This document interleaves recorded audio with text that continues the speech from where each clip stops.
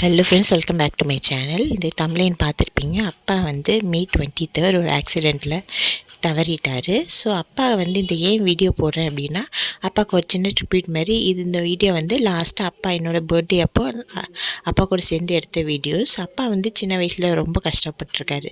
அதுக்கப்புறம் வேலை கிடச்சதுக்கப்புறம் தான் கொஞ்சம் ஸ்டேபிள் ஆகி, ஃபேமிலியெல்லாம் ஸ்டேபிள் ஆகி அப்பா அப்புறம் வந்து கொஞ்சம் நல்லா இருந்திருக்காரு. ஸோ அப்பா வந்து இது மாதிரி ஆக்சிடெண்ட் ஆகி எங்களை விட்டு போவார்னு கொஞ்சம் கூட நாங்கள் நினச்சதுக்கு ஒரு பர்சன் கூட நினச்சது. ஏன்னா அப்பா வந்து வண்டி ரொம்ப ஸ்லோவாக தான் ஓட்டுவார்.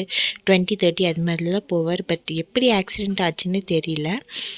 கண்டிப்பாக எங்களுக்காகவும் அம்மாக்காகவும் கண்டிப்பாக நீங்கள் ப்ரே பண்ணிக்கோங்க. ஸோ அப்பாவோட கொஞ்சம் கொஞ்சம் மெமரிஸ் வந்து உங்கள் கூட நான் ஷேர் பண்ணியிருக்கேன். அப்பா நீங்கள் கண்டிப்பாக எங்கள் மெமரிஸ்லேயும் எங்கள் மனசுலேயும் எப்போவுமே இருப்பீங்க.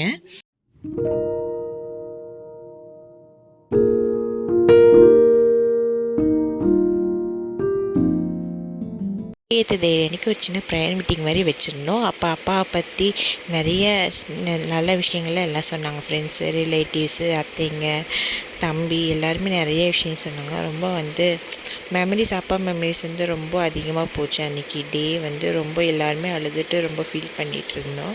ஸோ அப்பாவுக்கு முன்னாடி நிறைய ப்ராமிசஸ் வந்து தம்பி சொன்னான். ஸோ அதெல்லாம் கேட்கும்போது கொஞ்சம் ஹார்ட் ஃபெல்ட்டிங்காக இருந்தது.